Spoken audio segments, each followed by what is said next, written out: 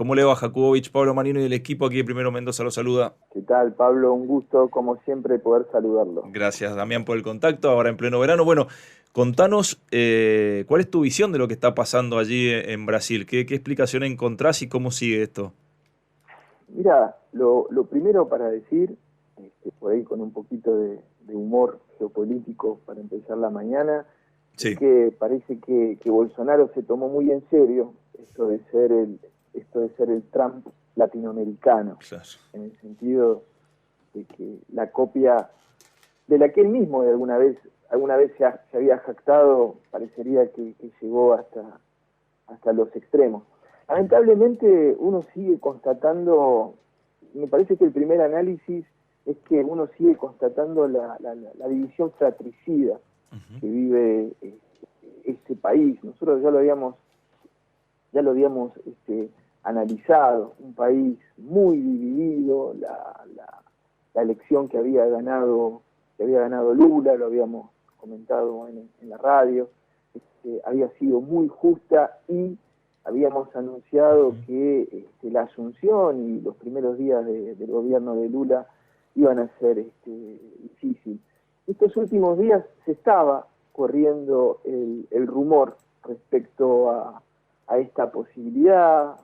Se sabía que entre las redes sociales bolsonaristas y los grupos privados circulaba esta posibilidad, pero bueno, como siempre la materialización de la posibilidad sorprendió mucho. De todas maneras, sí, ¿ibas a hacer una pregunta? Sí, Sí, Damián, sí. Carlos La Rosa, ¿cómo te va?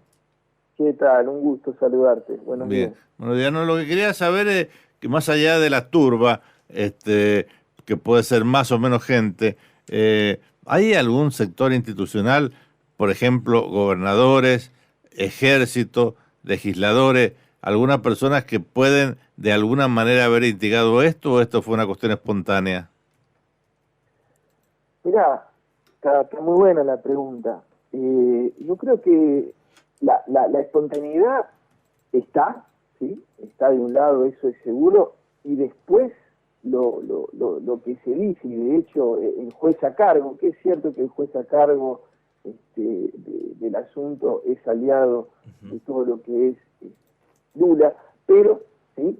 Lo que se dice y el análisis es que esto no era imposible que ocurra sin la anuencia y hasta la participación efectiva de las autoridades de Brasilia. El gobernador, que es bolsonarista, que es Ibanez Rocha, ya de entrada fue separado de su cargo 90 días. Yo creo que es un poco temprano como para acusar y para dar alguna definición, pero uno ya puede empezar diciendo que hay una investigación que va a estar a cargo y que hay fuertes sospechas de justamente Y esta posible participación. Damián, y ahí se ve también la respuesta de estos personajes, ¿no? Y del gobernador, el mismo Bolsonaro, ¿no? Tomando un poco de distancia, digo, también apartándose un poco de lo que ha pasado, pero todo lo que se generó previamente, ¿no? Este caldo de cultivo y a la vez también, bueno, generar ciertas condiciones y el riesgo al que se somete a la población, ¿no?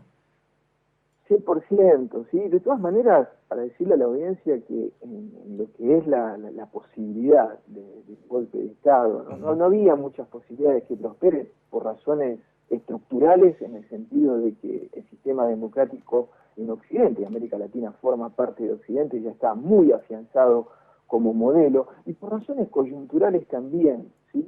Es que Estados Unidos y el gobierno de Biden en particular son, digamos, que apoyaron, y no digo que apoyaron en el sentido de que estaban muy atentos a que pueda ganar Lula las elecciones para tener la posibilidad de reconstituir una alianza con Brasil, porque recordemos que durante la era de Bolsonaro, ¿sí? Claro. Bolsonaro declarado trampista, no había habido ninguna relación con Estados Unidos. Por algo, esto lo decimos, uno de los primeros llamados que recibe Lula cuando todavía había declaraciones de fraude y todo eso, una de las primeras cosas que hace Joe Biden es llamarlo a Lula para ratificarlo en el cargo y decir, no, usted ganó, no vamos a permitir que no sea usted, Lula, que esté en el cargo. Por eso también una de las primeras cosas que hizo Estados Unidos cuando empezaron a enterarse de que hubo todo este tema del asalto a la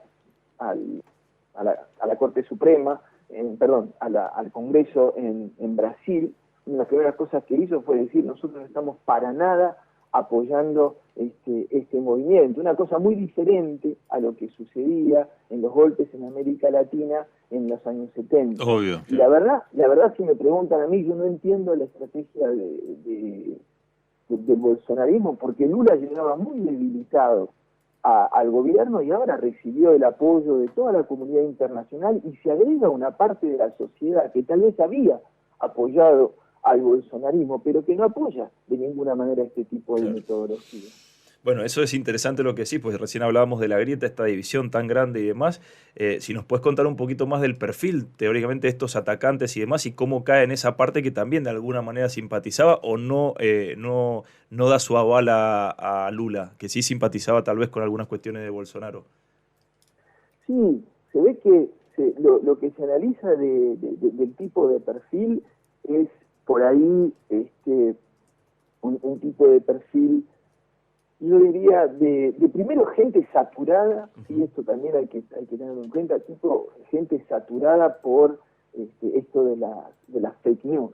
¿Sí? Ustedes que trabajan en el periodismo, por supuesto que están muy atentos a esto, pero el tema de las fake news, cuando algo se va pasando en bucle durante tanto tiempo, ¿sí? Y se agarran con gente por ahí de este tipo de perfil, gente por ahí ultra conservadora, ultranacionalista. Lo que suele suceder en estos tipos de casos es que se empieza como las manadas, ¿no? Empiezan a decir: bueno, vamos a ir a tomar por asalto el Congreso, sí, vamos, y se empieza a generar esta especie de horda, que es la definición. Después se hace algo muy difícil de parar. De frenar, claro. Lo que sí, ¿iban a decir algo? No, de frenar, de parar totalmente. Muy difícil. ¿Cómo frenás esa bola que se va generando, no? Exactamente, esto es de las cosas más difíciles que hay. Lo que a mí un poquito me alerta es que está habiendo una especie de nueva modalidad, esto de no reconocer los resultados electorales cuando son ajustados y hasta cuando no son ajustados. En Estados Unidos, ustedes lo saben perfectamente, hay un gran porcentaje de la población estadounidense que está convencido que el ganador de las elecciones ha sido Donald Trump. Pongo esto porque Estados Unidos siempre es una sociedad en algún sentido que es un espejo que adelanta en el sentido de lo que puede pasar a nivel social. ¿Hay alguna proyección que puedas hacer y similitudes y diferencias con la Argentina y otros países de la región? Imagino también que pueda pasar en Argentina después de las elecciones de este año. Sí, por eso claro está.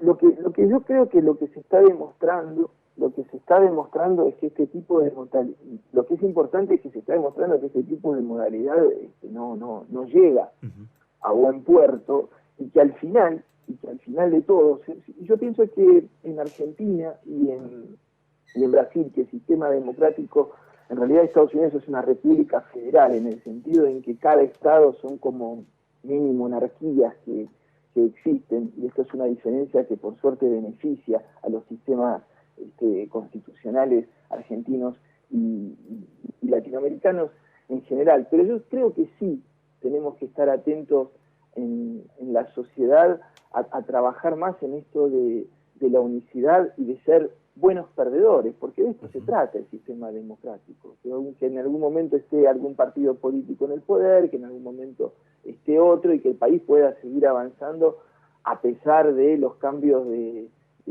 gobierno que haya. Pero no hay duda que lo que ha pasado en Brasil a nivel democrático, y pensando en el futuro argentino, porque nosotros también estamos muy divididos a nivel sociedad, claro, es como algo para tener en cuenta. Bien, bien. Y para cerrar, en base a esto que estás contestando, que estabas comentando, ¿crees que Lula accionó de manera rápida, que se va a avanzar con la investigación o puede justamente escalar el conflicto? ¿Hay ciertos temores a que pueda pasar algo peor o cómo lo evaluás? No, yo evalúo que ya, digamos, el susto, porque eso para mí, cuando lo estaba leyendo, no dejaba de ser un susto, porque como te digo, toda la comunidad Bien, internacional no había posibilidades de que prospere. Pero sí, ahora habrá que ver las investigaciones y habrá que ver qué pasa con Bolsonaro, si se podrá desligar de alguna manera diciendo no, yo no hice nada, o si después empezará a aparecer algún chat, alguna filtración de que él estuvo. Lo que yo sí tengo, si llegaran a aparecer las pruebas que aparecieron acusando a Trump de las vinculaciones que tuvo con ese movimiento, si esas mismas pruebas aparecerían con Bolsonaro, ahí yo no estoy tan seguro que la historia de Bolsonaro podría ser distinta. bien, bien. Y ahora sí, para cerrar, porque me pareció interesante lo que decía Carlitos recién, ¿no? Esto del concepto de los populistas, de alguna manera son los responsables. ¿Qué opinión te merece, no? ¿Cómo lo ves esto de los populismos extremos, sean de derecha o de izquierda? Sí, yo prefiero llamarlo el tema de los ultras. El tema de los ultras es algo que América Latina, esto lo vengo diciendo hace ya casi 10 años, va a tener que empezar a mirar cada vez más de cerca, porque en Argentina ya conocemos lo que es este movimiento que está emergiendo, en Brasil ese movimiento tomó el poder, ¿sí? Y lo más interesante es que uno piensa que el sistema político no los va a poder de alguna manera integrar y después se integran. Y lo que hay que tener en cuenta es que el bolsonarismo, ¿sí?, no murió en Brasil con la derrota de Bolsonaro en el poder, así como el trumpismo no murió en Estados Unidos con la derrota electoral. Esto sigue a nivel social. Recuerden que el bolsonarismo ganó muchísimos estados importantes en Brasil. Clarísimo. Bueno, vamos a ver cómo sigue, vamos a estar atentos obviamente a toda la pesquisa, a la investigación y esperemos que todo llegue a buen puerto y se calme, ¿no? Y se entienda que no es la forma de seguir en democracia. Te agradecemos, Damián, por este contacto. Bueno, lo volvemos a establecer seguramente más adelante.